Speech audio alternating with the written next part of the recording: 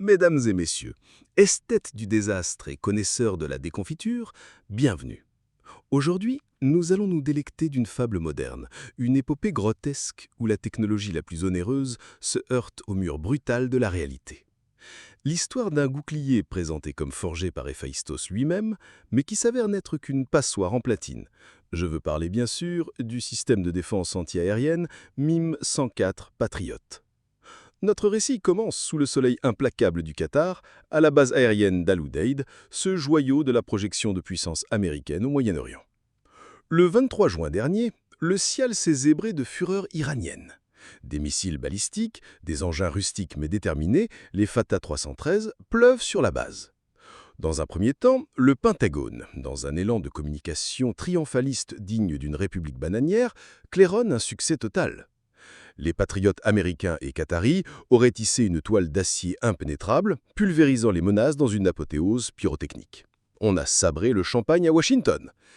Hélas, comme souvent, la vérité est un trouble fait acariâtre. Quelques jours plus tard, le porte-parole en chef du Pentagone, la mine contrite, a dû admettre la chose. Bon, en fait, un missile iranien a bien impacté la base. Un seul? Quelle victoire! Sauf que ce « un seul » a eu la délicatesse de pulvériser un radoum abritant des équipements de communication d'une valeur de 15 millions de dollars. Une broutille, me direz-vous. Mais c'est ici que la comédie vire à l'absurde financier le plus total. Pour obtenir ce résultat, mitigé, disons-le, les forces de la coalition ont dû tirer près de 2 douzaines d'intercepteurs patriotes, sachant que chaque tir coûte la modique somme de 4 millions de dollars. Faites le calcul. Nous parlons de près de 100 millions de dollars de feux d'artifice pour ne pas réussir à arrêter un missile qui a causé 15 millions de dégâts. C'est une victoire à la Pyrrhus, mais où Pyrrhus aurait en plus mis le feu à son propre trésor avant la bataille. L'Iran, dans sa grande mansuétude, avait même prévenu de l'attaque, s'assurant qu'il n'y ait aucune victime. C'était moins une agression qu'un test de pénétration très cher pour le portefeuille de l'oncle Sam. Cette performance pathétique n'est hélas pas une anomalie. C'est une habitude. Remontons en 2017. Des insurgés yéménites, avec des missiles qui relèvent plus du bricolage que de l'ingénierie aérospatiale, ciblent l'aéroport de Riyad. Les patriotes saoudiens entrent en scène, tirent, et les autorités crient victoire. Sauf que les images satellites, ces mouchards impitoyables, montrent que les débris du missile yéménite sont tombés exactement là où ils devaient tomber. L'interception n'a jamais eu lieu. Jeffrey Lewis, un analyste qui a mené l'enquête, a eu cette phrase magnifique de lucidité cynique: « Les gouvernements mentent sur l'efficacité de ces systèmes, ou alors ils sont mal informés.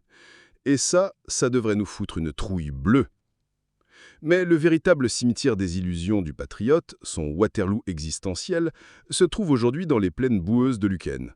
Là-bas, face au missile russe Iskander-M, le patriote ne fait plus piètre figure, il est la victime d'un harcèlement systémique.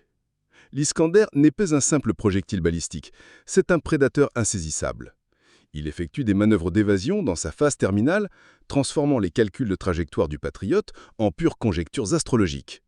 Pire encore, tel un magicien pervers, il largue des leurres, des miroirs aux alouettes thermiques qui envoient les intercepteurs à 4 millions de dollars pièce dans une chasse aux papillons mortels et stériles.